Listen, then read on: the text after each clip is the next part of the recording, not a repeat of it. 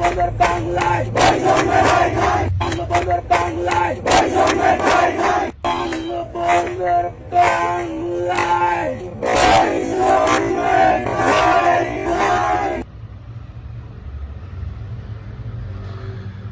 আবারও আমার কিছু আত্মীয় স্বজন যারা এই আওয়ামী লীগে রয়েছে তারা আমাকে এই ভিডিওটা পাঠিয়ে খোঁচা দিয়েছে, কারণ আমি ইদানিং এই হাসনাত আবদুল্লাহকে নিয়ে একটু চর্চা আছে, তো তাই আমি বলতে বাধ্য হচ্ছে আমার আত্মীয় স্বজনদের, really you guys a chicken brain, মানে বুদ্ধিতে কম রয়েছে আপনাদের, শুড লিসেন কেয়ারফুলি।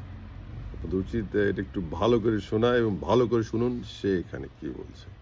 সে কি বলছে যে বঙ্গবন্ধুর বাংলায় বৈষম্য ঠাঁই নাই, এমন কিছুটা সেখানে বারবার সে বলছে সেটা, এবং এটাকেই আপনারা অন্যভাবে বোঝানোর চেষ্টা করছেন। আচ্ছা, আমরা তো সত্যি জানি, আমরা তো রিয়েলি আমরা এটা সবাই জানি যে হাসনাত আবদুল্লাহ, সার্জিস আলম বা এই বিশেষ করে এনসিপির অনেকেই তারা সেই সময় ছাত্রলীগের রাজনীতি করত।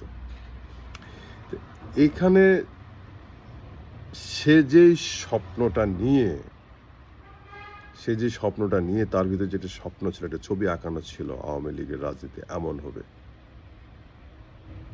ঠিক সেই স্বপ্নের কথাই সে সেখানে বলতেছে যে শেখ মুজিবের রাজনীতিতে এইসব বৈষম্য ঠাঁই নেই। যখন সে দেখেছে তার সাথে একটা সাংঘর্ষিক, সে যেমনটা ভেবেছে তেমনটা নয় আসলে আওয়ামী লীগ, তখন সে বিদ্রোহ ঘোষণা করেছে। It's very simple. Also it's could happen same to me. এটা মানে এই একই কিছু আমাদের সাথে করতে পারে।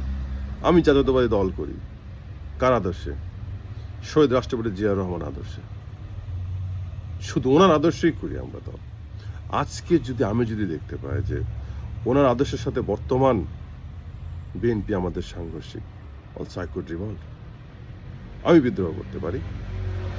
এবং আমি মনে করি যে সকল রাজনীতিবিদদের এই হাসনাত আবদুল্লাহদের মতো হওয়া উচিত, যে এমনটা না আমি যেই দল করি সেই দল যেমনই হোক, সেই দল সমাজের ভালো করছে না দেশের ভালো করছে না জনগণের না জাতির, সেটা আমাকে দেখতে হবে, বিবেক দিয়ে সেটা ভাবতে হবে যে আমি যেমনটা ভেবে এসেছি তেমনটা আছে কিনা। যদি না হয় অবশ্যই আমাদেরকে বিদ্রোহ ঘোষণা করতে হবে।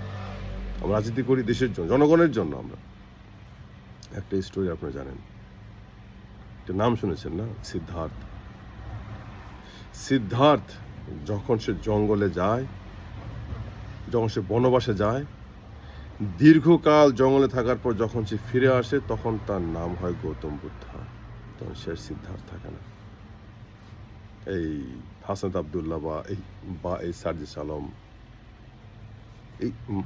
এই ছেলেপেলেগুলো জাস্ট আমরা ধরতে পারি ওদের মতোই, তারা তো আর সেই আওয়ামী লীগের নাই, আর সেখান থেকে তারা ফিরে এসেছে। তাই আমি রিকোয়েস্ট করব আমার সেই আওয়ামী লীগের আত্মীয় স্বজনদের, আপনারা ফিরে আসুন, বিবেক দিয়ে ভেবে দেখুন তারা যেভাবে ভেবেছে আসলে আওয়ামী লীগ যেটা করেছে এই 15 বছর, সেটা কি সঠিক করেছে না অন্যায় করেছে। ভালো থাকবেন সকলে। আসসালামু আলাইকুম রহমতুল্লাহ।